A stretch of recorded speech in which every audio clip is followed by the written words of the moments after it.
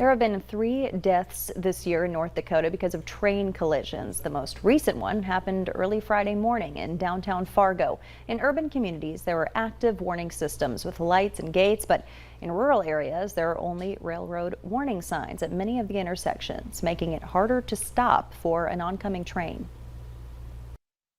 However, in some communities, trains can operate at 55, 75, 79. It depends upon the location of those particular trains and where motorists are traveling, where trains are traveling. For a train traveling at 55 miles per hour, it can take more than a mile to stop.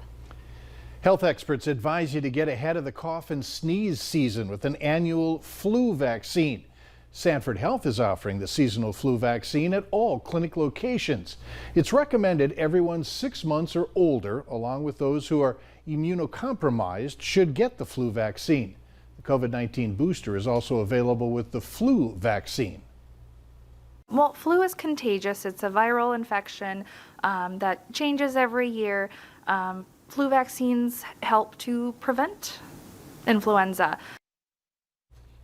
The vaccine clinics will be held every Saturday until October 29th from 9 a.m. until 12 p.m.